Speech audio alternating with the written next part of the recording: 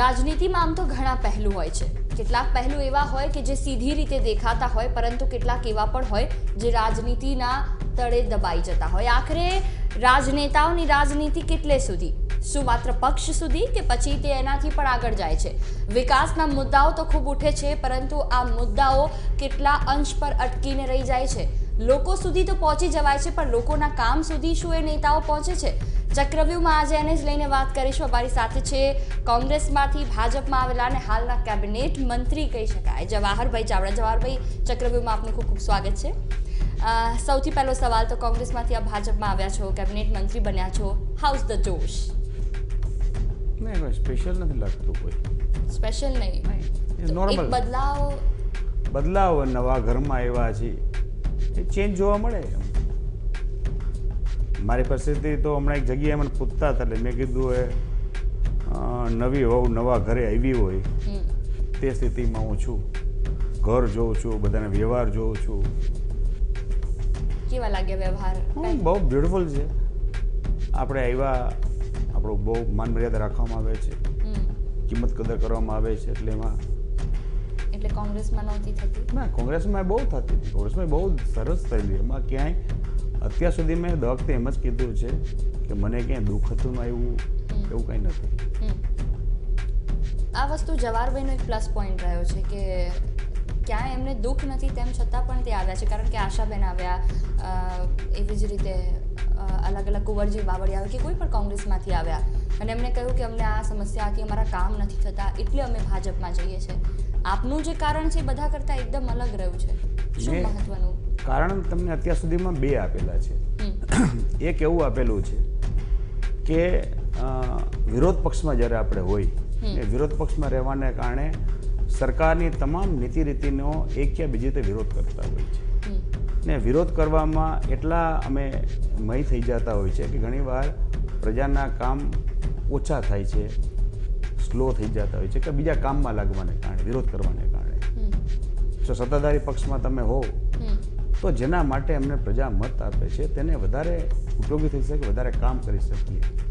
એ બીજું કારણ એ આપ્યું હતું કે જે બોર્ડર ઉપરની પરિસ્થિતિ આપણી હતી, આપણા માનનીય આપણા પનોતા પુત્ર નરેન્દ્રભાઈ મોદી, તેને જે સર્જિકલ સ્ટ્રાઇક એકવાર નહીં બંને વાર કરી હતી, એને પ્રૂવ કરી આપ્યું કે એ તાકાતવાળા છે અને દેશનું રક્ષણ કરી શકે છે.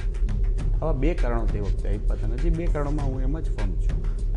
એવું શું અચાનક થયું કે કોંગ્રેસમાંથી ભાજપમાં, એમ કે ભાઈ કેવી રીતે વાતચીત થાય? તમે આવ્યા કે પછી એમણે તમને બોલાવ્યા? ઘણી બધી અટકળો આજે પણ લોકોના મનમાં છે. જો કે તમે ઘણા બધા ખુલાસા પણ આપ્યા છે, પણ એ અટકળોનો જવાબ હજી પણ ક્યાંક નથી મળતો. ના, મેં એક દી વિચાર કર્યો કે પક્ષમાં ફેરફાર કરવો, સત્તાધારી પક્ષમાં આપણે જવું.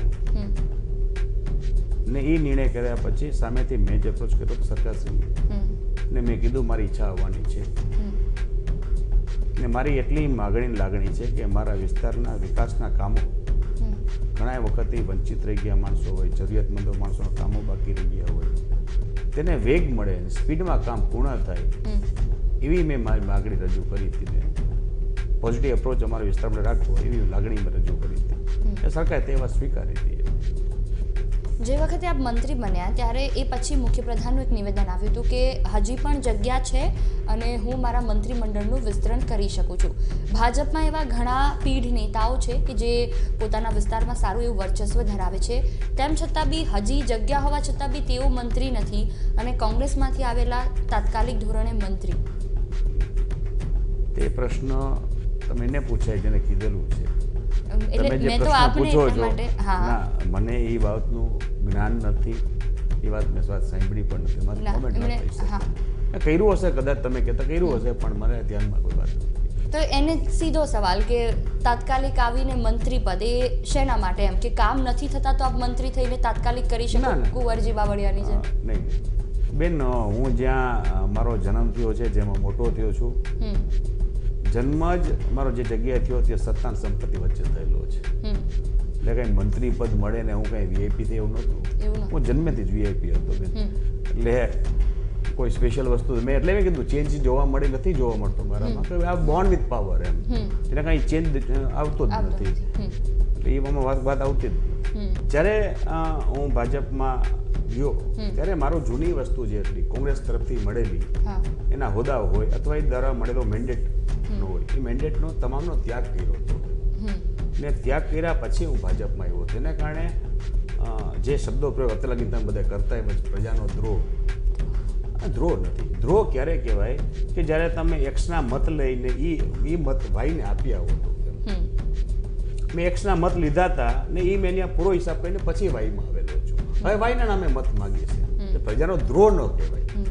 પણ હજી બી ક્યાંક એવું છે કે માણાવદરની પ્રજા લાગે છે આપને કે ખુશ છે આવનારા સમયમાં બી હજી એ આપને સાથ આપશે એક વ્યક્તિ જોઈને? એમ હું માનું છું માણાવદરના વિસ્તારની પ્રજા છેલ્લા 30 વર્ષથી મારા વ્યવહારમાં છે, મને ઓળખે છે ને તેને એ ખબર છે મેં શું કામમાં કર્યું છે. કદાચ તમે અમદાવાદ બેઠા તમને ન ખબર હોય મેં શું કામમાં કર્યું છે, પણ માણાવદરની પ્રજાને ખબર છે કે આ મેં જે કાર્ય કર્યું છે એનાથી લાભ કેટલો થશે. એટલે એવું કહી શકાય કે તમે પ્રજાને પણ વિશ્વાસમાં રાખીને તમે ભાજપમાં જોડાયા? ના, પ્રજાને વિશ્વાસ એટલે મેં ત્યારે કોઈને પૂછ્યું જ નહોતું. મેં કીધું મારી પત્ની નથી પૂછેલું, પ્રજાની વાત ક્યાં આવે છે.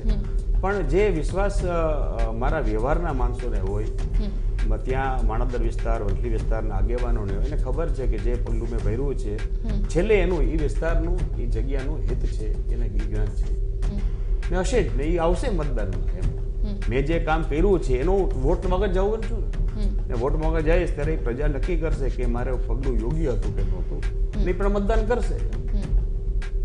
બિલકુલ. આજ બાબત પર આપની સાથે ચર્ચા આગળ ચાલુ રાખીશું. ચક્રવ્યૂહમાં હાલ રોકાઈશું એક બ્રેક માટે. બ્રેક બાદ ફરી એકવાર આપનું સ્વાગત છે. ચક્રવ્યૂહમાં વાત કરી રહ્યા છે જવાહર ચાવડા સાથે. મહત્વનું છે કે ઘણા બધા એવા પ્રશ્નો છે કે જેમની સાથે ચર્ચા કરી, કોંગ્રેસમાંથી ભાજપમાં આવ્યા, પરંતુ હવે સવાલ એ થાય કે જે કામ પહેલા નહોતા થયા તે હવે આગામી સમયમાં થશે કે કેમ? જવાહરભાઈ, આ સવાલ બી થાય કે જે રીતે કુંવરજી બાવળિયાએ તરત જ 100-200 કરોડના કામની શરૂઆત કરી દીધી અને જસદણનો હવે વિકાસ બહુ જ સારી રીતે થાય છે, દેખાય પણ છે, માને છે લોકો. આગામી સમયમાં માણાવદરના વિકાસને લઈને આપે શું શું વિચાર્યું છે? હવે તો સત્તાધારી પક્ષમાં આવ્યા છો, આપને પણ વિશ્વાસ છે કે હવે આપને જનતા ફરીથી પસંદ કરશે? જે વિસ્તારમાં હું મોટો થયો છું, મારી કર્મભૂમિ જેને કહેવાય, એના માટેના સ્વપ્ન અલગ અલગ ઘણા જોયેલા હોય છે કે જો સત્તાધારી પક્ષમાં બેઠેલો અને સત્તા મારી પાસે હોય તો આ વિસ્તારનો વિકાસ કેમ કરવો અથવા તે જગ્યાની વ્યસ્ત તંત્ર સારું કેમ ગોઠવવું, ખેડૂતથી માંડી અને એક શહેર સુધીના માણસોની લાગણી માગણી શું હોઈ શકે છે તેનો મારો બહુ મોટો અભ્યાસ તે વિસ્તારનો, એમાં જ હું મોટો થયો અને ફર્યો છું. તે વિસ્તારને સંપૂર્ણ ફાયદો શું થઈ શકે તેવી યોજનાઓ અલગ અલગ મેં કલ્પના કરેલી છે, સ્વપ્ન જોયેલા છે, તે પૂર્ણ કરવાની પૂરેપૂરી મારી કોશિશ થઈ. બિલકુલ. આપનો જે વિસ્તાર છે જેટલો એ આપનો પોતાનો છે એટલું જિલ્લા પંચાયત પણ આપના પક્ષે એટલું જ ઊભું રહ્યું છે. જિલ્લા પંચાયતને લઈને શું કહેશો આપ કે ભાઈ એ લોકો કેટલા આપની સાથે? મેં મારા તમામ સભ્યને બોલાવી મેં મારી વાત કરી. મેં કીધું ભાઈ મેં આ પગલું ભર્યું છે ને મારા આટલા કારણો છે. એમ આપને લાગે મારું પગલું યોગ્ય છે તો આપ મારા ભેગા રહેજો, આપને મારું યોગ્ય ન લાગે પગલું તો સામે રહેજો, લાગે કે ન્યુટ્રલ તો ન્યુટ્રલ રહી શકો છો. એટલે એ નિર્ણય હવે માનું છું સભ્ય કરશે, મારા ભેગા કેટલા રહીએ ને કેટલા ન રહીએ. જવાહર ચાવડા આટલા પોઝિટિવ છે તો પછી પક્ષ બદલવાની વાત ક્યાં આવે છે? કામગીરી એક અલગ છે કે પક્ષ બદલાની મનાઈ શું કામ? મનાઈ તો કોઈને નથી. એ તો એટલે હું એક મારો એક બહુ સાદો પ્રશ્ન છે. હું તો ઘણી જગ્યાએ કહું છું કે હું જાહેર મિલકત છું. હું જાહેર મિલકત છે. પ્રોબ્લેમ એ છે કે ઘણી જગ્યાએ પ્રેસમાં જાહેર મિલકતને બદલે જાહેર શૌચાલય થઈ જાય છે. અમે એનું દુઃખ થાય છે મને. જનપ્રતિનિધિ કોઈ પણ પક્ષમાં રહીને કામ કરી શકે, પરંતુ એ બદલે ત્યારે એને એક સવાલ કરવામાં આવે છે કે એ કેમ? આપે જેમ કહ્યું કે કામના કારણે કે કદાચ ત્યાં વિરોધ કરવામાં સમય નહોતો મળતો, પણ હજી બી ઘણા બધા લોકો એવા કોંગ્રેસમાં છે તો એનો મતલબ એ થયો કે વિરોધ કરશે તો એ કામ નહીં કરી શકે. કોંગ્રેસના બી ઘણા ધારાસભ્યો છે. એ એને વિચારવાનું હોય. આ this was my experience, my thought, my process ને જેનો મેં આ કર્યું એ એના વિચાર ઉપર એ કરી શકે છે. એનો નિર્ણય પોતે કરે. મેં ઘણાય કામ મેં કરેલા છે, વિરોધ પક્ષમાં રહીને કરેલા છે. એવું નથી ન થઈ શકે, થઈ શકે છે. આપણા સારા સાચા કામો હોય, પ્રજાલક્ષી કામો હોય, વિરોધ પક્ષમાં બેસીને પણ થઈ શકે છે. સ્પીડનો ફેર પડે છે. જે 3 વર્ષે જે કામ થતું હોય સત્તાધારી પક્ષમાં બેઠા હોય તો 3 મહિનામાં કામ થઈ જાય. બિલકુલ. અત્યાર સુધી આપે પંજા માટે તમામ જગ્યા પર મત માંગ્યા, હવે થોડા જ સમયમાં કમળ હાથમાં આવી ગયો એમ. લક્ષ્મીજી શું કહેશો? કહું નવી વહુ નવા ઘરમાં આવી છે એમ એની નહીં, મજા પણ લો. કેવી રીતે મત માંગો તો કેવી રીતે આમ એ વસ્તુ સ્વીકારી લેવાય આત્મસંતોષ સાથે કે હવે મારે કમળ સાથે? અને બીજી એક ખાસ વાત કે બદલાવ જલ્દી એક્સેપ્ટ થઈ જાય. એ મારી મહેનત એ જ રહેશે ને. હવે મારી મહેનત જ એ રહેશે કે જે મતદારો પાસે હું પંજો લઈને જતો હતો એ જ મતદારો પાસે કમળ લઈને જવાનો છું. ને મારી વાત મેં કેસ રજૂ કરી છે. ને એવા કિસ્સાઓ બેન મને ભૂતકાળમાં બનેલા છે કે મેં ઘણા વર્ષ પહેલાં એકવાર આખી પાર્ટી અપક્ષ કરી હતી. ને એ અપક્ષના મેં પ્રજા પાસેથી મત મેં લીધા હતા અને સત્તા તર્કો વચ્ચેથી લીધેલી હતી. રાજનેતાઓની હંમેશા એક ભૂમિકા રહી છે કે જ્યારે પણ એ મત માંગવા જાય ત્યારે બીજી પાર્ટી માટે કંઈ ને કંઈ ઓપોઝિટ તો બોલવાનું હોય જ છે. અને નરેન્દ્ર મોદીને લઈને પણ ઘણા આપનો એક વિડીયો વાયરલ થયો, બીજી બી ઘણી બધી બાબતો. હવે જ્યારે આપ કમળને લઈને જશો, અત્યારે તો આપ કહો છો કે મને કોઈ દુઃખ નથી અને કંઈ પ્રોબ્લેમ પણ નહોતો આપને ત્યાં, પણ હવે આપે લોકોના મત માંગવા માટે કોંગ્રેસ માટે કંઈક તો કહેવું જ પડશે. બેન, મેં તમને એ વાત કરી હતી કે મારા પાસ્ટમાં જે કોંગ્રેસ પાર્ટીનો હતો, જે ઘરમાં હું રહેતો હતો, તેના ભૂતકાળની વાત નથી કરી શકતો. હું વર્તમાનની કે ભવિષ્યની વાત કરીશું. બિલકુલ, એટલે વર્તમાનમાં ભવિષ્યની વાત કોંગ્રેસ પાર્ટી હશે ને કોંગ્રેસ પાર્ટી સામેની વાત કરીશું. હવે આ ઘરમાં બેઠો એની સામેની વાત કરીશું, પણ ભૂતકાળની વાત ન થઈ શકે. એટલે વર્તમાનમાં ભવિષ્યની એની નીતિ રીતિ હોઈ શકે છે, એની પાર્ટીની વ્યવસ્થા તંત્ર હોઈ શકે છે, એ બધી ચર્ચા કરીશું. અને આગામી સમયમાં આપ મત માંગવા જાવ તો આપે કોંગ્રેસ માટે પણ કંઈક કહેવું પડશે, જે હું કહીશ. ઓપોઝિટ કેવું જ પડે ને, મને કેવું જ પડે. પ્રતિનિધિત્વની વાત આવે, અમિત ચાવડાની સાથે કામ કરવું અને હવે જીતુભાઈ વાઘાણી, આ બંનેમાં આપે શું ફેર જોયો? એક્સપિરિયન્સ જેટલો થયો નથી. સંગઠન સાથેનો એટલો નથી થયો. ના, અમિતભાઈ એની જોડે અનુભવ આટલા વર્ષોથી અમે 12 વર્ષ છેલ્લા 12-14 વર્ષથી એમએલએ પણ ભેગા છે અને મેં એક્સપિરિયન્સ છે. જેતુભાઈ તરીકે પક્ષ પ્રમુખમાં હવે મારો પ્રવેશ થયો છે ને એના ભેગો વ્યવહાર ચાલુ થયો છે, એટલે વિથ ટાઈમ આપણે કહી શકીએ અત્યાર સુધી તો બહુ સારો જ રહ્યો છે. બિલકુલ. આવનારા સમયમાં હવે આપ ઘણા બધા કામ કરવા માટે આગળ આવ્યા છો, એક જનપ્રતિનિધિ તરીકે એક કોન્ફિડન્સ અલગથી આવે અને લોકોને હવે તમે એ કામ વહેંચી શકશો કે જે અત્યાર સુધી ક્યાંક અટકી જતું હતું. કયા કયા પ્રકારના કામ આપે જે સ્વપ્ન જોયા છે માણાવદર માટેના એ કરશે? ના, તમને કાર્ય કરવાની પદ્ધતિ મારી બીજા કરતાં ઘણી અલગ છે. મને મારા વિસ્તારમાં ટોટલી 4 ઓફિસ ચાલે છે. માણાવદર, વંથલી, મેંદરડા અને જુનાગઢ 4 ઓફિસ. મારી પાસે ડિપાર્ટમેન્ટ પણ અલગ અલગ હોય છે. મારી પાસે ધારો કે પીજીવીસીએલનો ડિપાર્ટમેન્ટ એક ઓફિસર ચલાવે છે, એમ આરએનબીનો ડિપાર્ટમેન્ટ એક ઓફિસર ચલાવે છે. રિટાયર્ડ થયેલા અધિકારી હોય તેને હું રાખતો હોઉં છું અને એના દ્વારા પ્રજાના કામો કરતો હોઉં છું. તે કામોને વેગ મળી જાય કારણ કે પ્રોસેસ કરવાની સિસ્ટમ મારી બીજા કરતાં અલગ હોય છે. બધા મેક્સિમમ ફાયદો વિસ્તારને મળી જશે. બિલકુલ. આવનારા સમયની વાત કરીએ તો જે રીતે લોકસભા ચૂંટણી આવી રહી છે અને જુનાગઢ ને પોરબંદર એ બંને ક્યાંક ને ક્યાંક અસર કરે છે આપની જે વિધાનસભા સીટ છે તેને લઈને. શું લાગી રહ્યું છે આગામી સમયમાં બીજેપી માટે થઈને આપના વિસ્તારના મત માંગવા માટે આપ કેવી રીતે આગળ આવશો અને લોકસભાને લઈને કેટલી તૈયારી? ના, પૂરેપૂરી જરૂરથી મહેનત કરશું. બીજેપીને મેક્સિમમ મત મળે ને બંને જગ્યાએ 2 નહીં પણ બધી જ 26 સીટ જીતે, તેના માટે અમારે પૂરેપૂરી મહેનત કરશે. એક નિવેદન હતું જવાહર ચાવડાનું કોન્ફરન્સ વખતે, મજા નથી આવતી. બેન, તમને એક વાત કરું, એક રાજકારણમાં માણસ શા માટે આવે છે? એક સેવા માટે. તો મજા ના સેવા કરી શકે? He should enjoy his work. હું અત્યારે કામ કરું છું કારણ મને મજા આવે એટલે કામ કરું, સેવાનું કામ. મને કંઈ બંધન નથી આને સેવા કરવાની ફરજિયાત જ છે. મને સેવા કરવાની મજા આવે એટલે સેવા કરું છું. મજા આવે તો જ થઈ શકે છે. ત્યાં વિરોધની સાથે સાથે થોડી ઘણી સેવા તો હતી જ, કારણ કે આપની પાસે ધારાસભ્ય પદ હતું. હા, તો પછી તમે એ વખતે પણ સેવા તો કરી શકો. તો કેવા પ્રકારની રહી જતી હતી જે અહીંયા આવીને પૂરી થાય છે? સ્પીડમાં, સેવાની સ્પીડમાં ફેર પડે. સરકારમાં જો તમે બેઠેલા હોય તો 3 વર્ષનું કામ છે 3 મહિનામાં કરી શકો, 3 મહિનાનું કામ છે 3 દિવસમાં કરી શકો, એ ફરક પડે. તો અન્ય જે કોંગ્રેસના ધારાસભ્યો છે તે પણ હજી ક્યાંક ને ક્યાંક ચોક્કસથી કેટલીક જગ્યાઓ પર સેવા કરી રહ્યા છે. આગામી સમયમાં જો હજી બી ફરી એકવાર ગુજરાતમાં બીજેપી પોતાનું શાસન સ્થાપે છે તો એવું કહી શકાય કે કોંગ્રેસના લોકો પછી આમાં આવી છે? એ તો એને પૂછવું પડે. આઈ કેનોટ આન્સર ફોર ધેમ. બિલકુલ, આપણી સાથે ચર્ચા આગળ ચાલુ જ રહેશે. ચક્રવ્યૂહમાં હાલ રોકાઈશું વધુ એક બ્રેક માટે. આપણું સ્વાગત છે જવાહર ચાવડા સાથે ચક્રવ્યૂહમાં આપણે વાતચીત કરી રહ્યા છીએ. જવાહરભાઈ, બીજો એક સવાલ થાય, રાહુલ ગાંધીનું નેતૃત્વ કે જેને લઈને હંમેશા સવાલો ઉઠતા આવ્યા છે, પરંતુ તેમ છતાં બી જે રીતે 3 રાજ્યોની ચૂંટણી હતી, ચોક્કસથી તેમણે કોંગ્રેસે બાજી તો મારી, પણ ગુજરાતની જો ક્યાંક વાત કરીએ તો એમના ઉપર સવાલ ઉઠતા આવ્યા છે. 22 વર્ષથી ભાજપનું શાસન છે, એટલે તેમના પ્રતિનિધિત્વને લઈને શું કહેશો આપ? ગુજરાતમાં રાહુલજીની એટલી અસર આવી ન શકે. કારણમાં એ છે કે સામે આપણા પનોતા પુત્ર જ્યારે ચૂંટણીમાં લોકસભાના પીએમ આવતા હોય તો હું માનું છું ઇફેક્ટિવનેસ રાહુલજીની આ વિસ્તારમાં ગુજરાતમાં નહીં થઈ શકે. આવનારા સમયમાં રાહુલ ગાંધી પણ હવે જ્યારે ચૂંટણી મેદાનમાં ઉતરશે, સાથે સાથે નરેન્દ્ર મોદીની પણ ગુજરાતમાં જે રીતે પકડ પહેલેથી મજબૂત છે, પ્રિયંકા ગાંધીને પણ હવે તો રાખવામાં આવ્યા છે. શું લાગી રહ્યું છે ગુજરાતની 26 લોકસભા બેઠકોને લઈને એક બીજેપીના સદસ્ય તરીકે? 26 બીજેપીની આવી જશે, એમાં કોઈ જાતની કે શંકા કારણ કે 2014માં મોદીની લહેર હતી એ તમામ લોકો માને છે. અત્યારે જે છે એ નરેન્દ્ર મોદીના કામ જોવાય છે કે એ 5 વર્ષમાં એમણે શું કામ કર્યા અને લોકો એને કેટલા માન્યા. લહેર વધી ગઈ છે ને.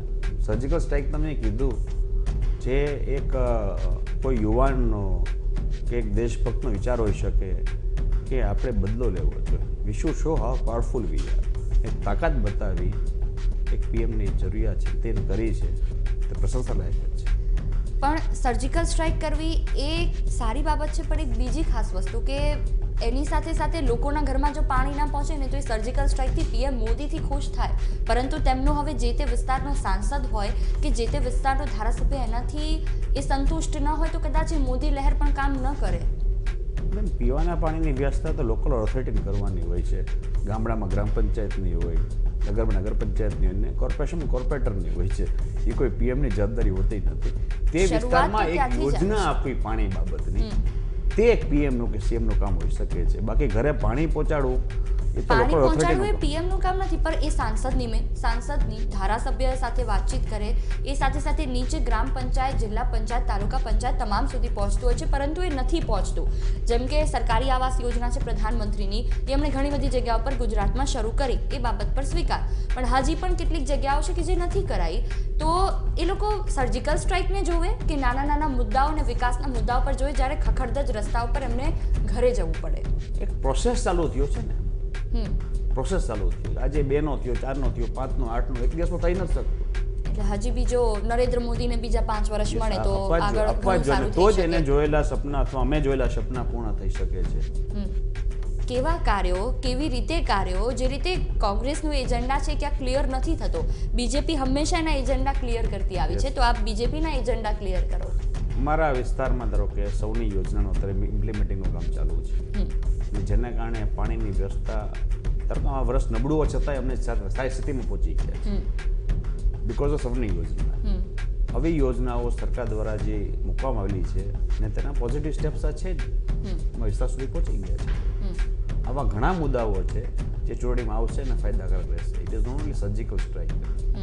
જવાહરભાઈ, નરેન્દ્રભાઈનો હંમેશા એવો એજન્ડા રહ્યો છે કે જે પણ લોકો બીજેપીમાં હોય એક ડિસિપ્લિન સાથે આગળ વધે, અને આ સાથે સાથે હવે તો આપ કેબિનેટ મંત્રી છો અને થોડા સમયમાં શુભકામનાઓ સાથે કે આપ માણાવદરનો વિશ્વાસ બી ફરી હાંસલ કરશો.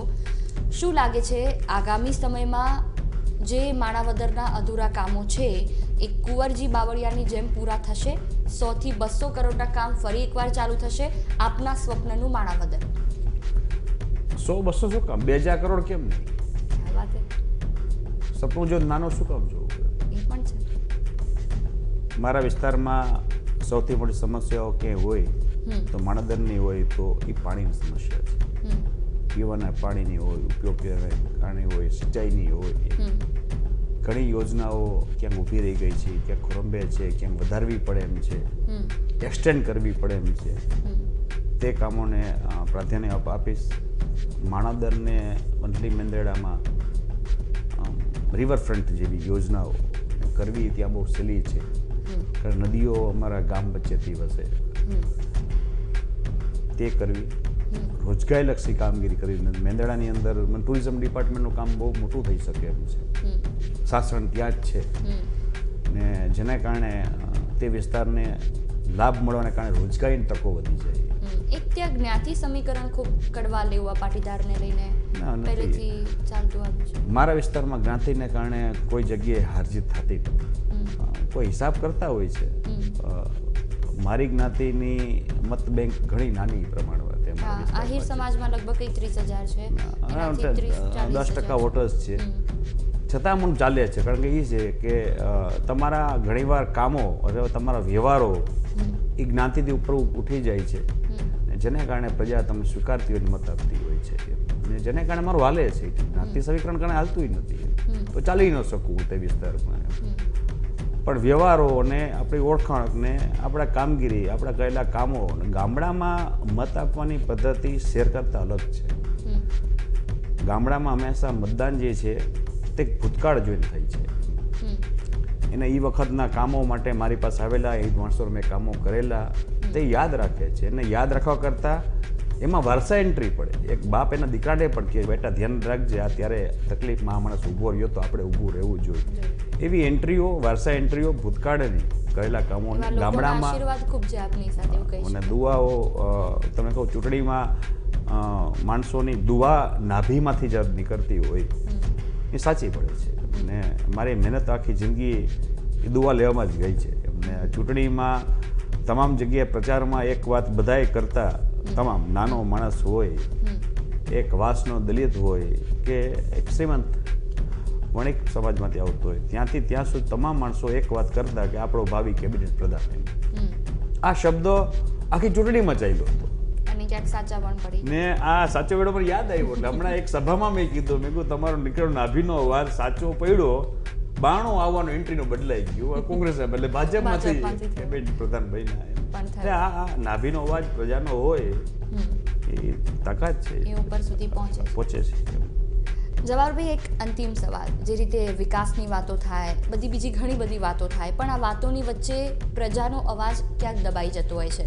પ્રજાની વચ્ચે ઉછરેલા છો આપ, સત્તા સાથે ઉછરેલા છો, એટલે પિતા સાથે પણ ક્યારેક ને ક્યારેક આપે આગળ ગયા છો. ખૂબ નાની ઉંમરમાં ધારાસભ્ય બી બન્યા હતા. આગામી સમયમાં પ્રજાનો અવાજ સાંભળે એવા જવાહર ચાવડા હવે ભલે ભાજપમાં હોય, પરંતુ એ કેટલે અંશે લોકો સુધી પહોંચશે? બેન, એક ગામડાના વાસમાં દલિતના ઘરમાં બેસીને એની વેદનાઓ મેં સમજેલી છે, ને એની જરૂરિયાતો શું હોઈ શકે છે તેના માટે આંદોલન કરેલા છે. એક જરૂરિયાતમંદ ખેડૂતના દુઃખ વિશે હું સ્ટડી કરું, મારું સબ્જેક્ટ તરીકે સ્ટડી કરું, એને હલ કેમ કરવા એના માટે મેં આંદોલન કરેલા છે. સફળતાપૂર્વક અંતર લઈ આવ્યો છું. એટલે એની દુઃખ દર્દ ભવિષ્ય પણ આવું જ રહેશે એવો જ. એમાં કોઈ એ જવારમાં એ જવાર છે, એમાં કોઈ જવાહરલાલ નહેરુથી ભલે નામ પડ્યું હોય અને 30 વર્ષની એ કાર્યકાળ એ રહ્યો સારો એવો, અને એનો અનુભવ કદાચ અહીંયા લોકો સાથે વહેંચવા મળશે એવું કહી શકાય.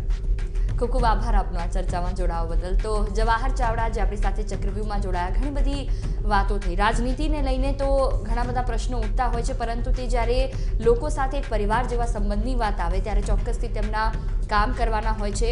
સવાલો ઘણા ઉઠતા રહ્યા કે કોંગ્રેસમાંથી ભાજપમાં શા માટે, અને એ જ સવાલોના જવાબ તેમણે આપ્યા કે કદાચ જલ્દી કામ થાય તો આવનારા સમયમાં માણાવદર સહિત સમગ્ર ગુજરાતનો પણ એટલો જલ્દી વિકાસ થાય જેટલી એમણે આશાસ્વાદ સેવ્યો છે.